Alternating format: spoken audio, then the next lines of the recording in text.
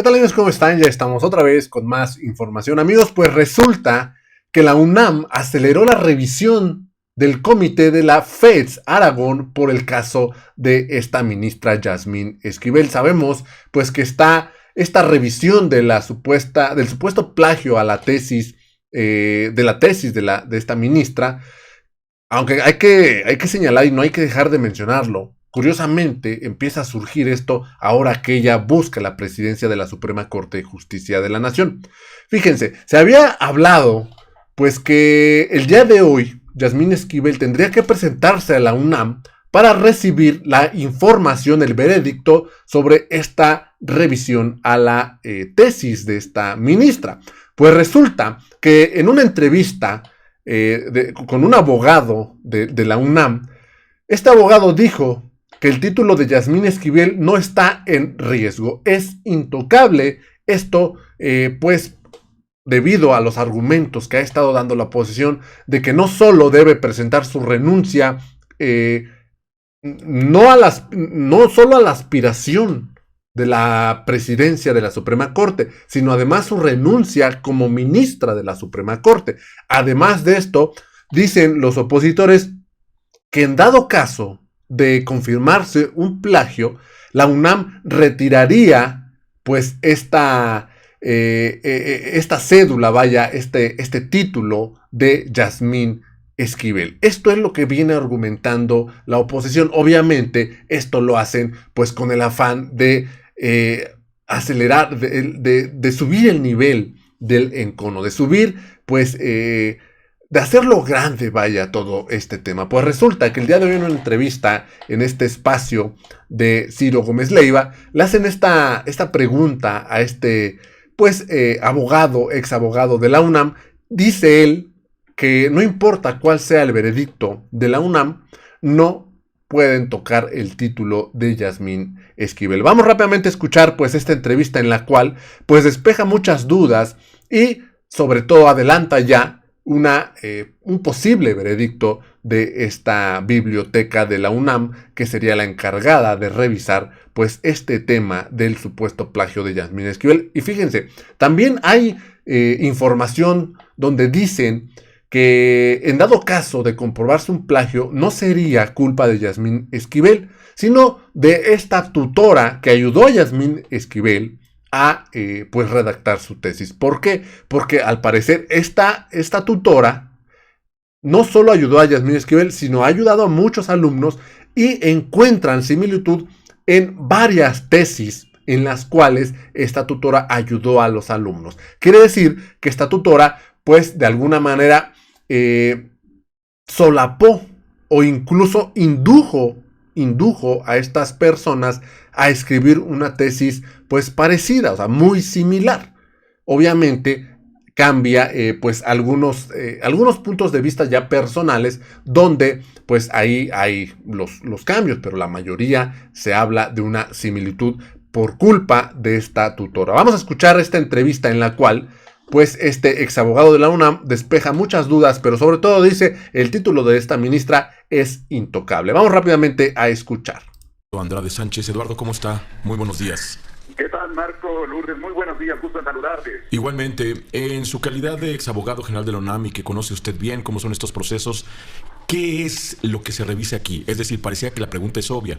Ahí está el cotejo, ahí está ya algo que se ha ventilado en los últimos días, in excelso ya, digamos, en medios de comunicación, pero los encargados de tomar la decisión, ¿qué es lo que hacen? ¿Cómo lo hacen? ¿Qué ponderan y consideran, Eduardo? Creo que hay tres vertientes, Marco, en este punto. Una primera que se refiere a esta convocatoria que hizo la FES Aragón, que por cierto no citó a declarar a la ministra. La FES Aragón ni ninguna autoridad universitaria tiene facultad para citar a declarar a un ministro o ministra de la Suprema Corte de Justicia de la Nación.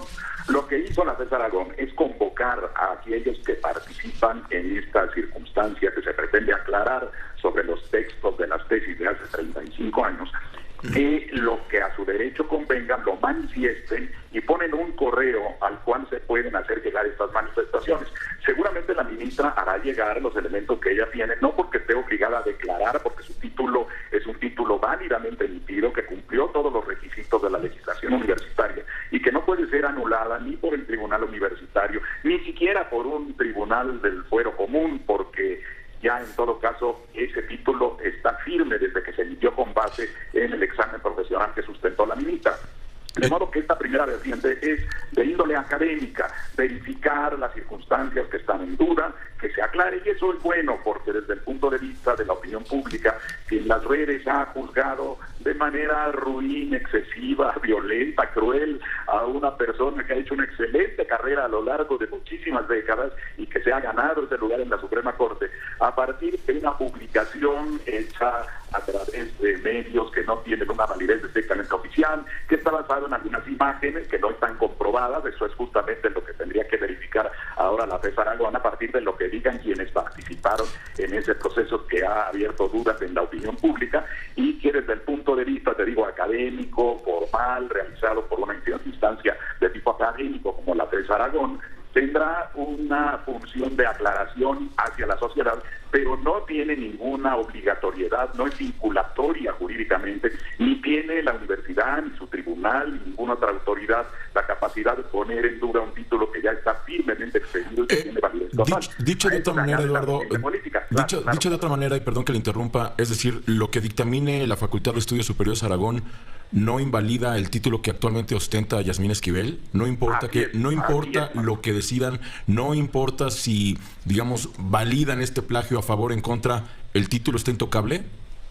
Es intocable, Marco, por varias razones. Una primera, porque no tiene facultades, te digo, ninguna autoridad universitaria para invalidar un título, menos aún cuando este título, en todo caso, ha quedado firme, no solo porque deriva no de una tesis presentada, que es un requisito de procedibilidad para hacer el examen profesional, que es el examen el que constituye la condición de profesional a partir de que se levanta un acta que aprueba a la persona que ha presentado el examen.